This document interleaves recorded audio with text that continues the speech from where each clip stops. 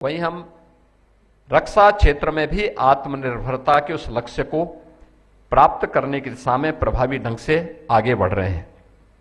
और हम सब इस बात को मानते हैं कि नेशन फर्स्ट ये केवल हमारे लिए एक नारा नहीं है, यह हर भारतीय सैनिक की सांस में बसने वाला एक संकल्प है।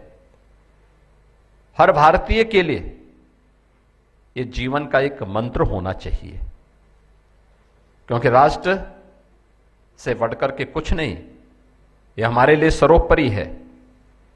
और मैं मानता हूं कि हमारे सैनिक सियाचिन की जमा देने वाली ठंड हो, रेगिस्तान की तपती रेत हो, घने जंगलों का अंधकार हो, या समुद्र और आकाश की अनंत चुनौतियां हों, जहां जीवन ठहर जाता है वहीं से हमारे सैनिकों का कर्तव्य शुरू होता है। हमारे सैनिकों के कदम जहां पड़ते हैं वहीं से भारत की सीमाएं मजबूत होती हैं। हमारे सैनिकों की जागती हुई आंखों के कारण पूरा देश चैन की नींद सोता है। हम सबको इस बारे में देखना होगा। इस सिंपोजियम के माध्यम से हम इस बात पर जरूर गौर करें कि आज युद्ध सिर्फ जल, थल और नभ तक सीमित नहीं रहा है।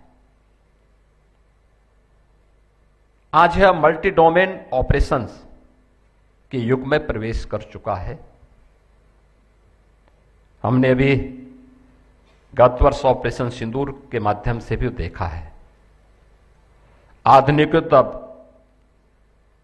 जल, थल और वायु के साथ साथ साइबर, स्पेस, इलेक्ट्रोमैग्नेटिक स्पेक्ट्रम आदि क्षेत्रों में एक साथ लड़ा जा रहा है।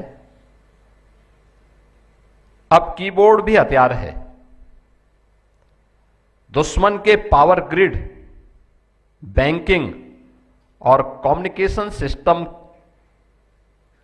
को ठप करना या अपने नेटवर्क को अवैध बनाना, यह भी एक नई सुरक्षा रेखा बनी है। सैटेलाइट्स के जरिए निगरानी, खुफिया जानकारी और नेविगेशन, यही आधुनिक युद्ध का उसकी आंखें हैं और उसके दिमाग भी। अब लड़ाई सिर्फ गोलियों से नहीं, सिग्नल्स भी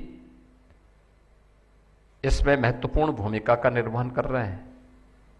दुश्मन के रडार, संचार और जीपीएस को जाम करना और अपने सिस्टम को सुरक्षित रखना, आज यह निर्णायक बन गया है। आज का युद्ध हथियारों के साथ साथ डेटा और टेक्नोलॉजी की भी भूमिका को हम सब का ध्यान आकर्षित करता है।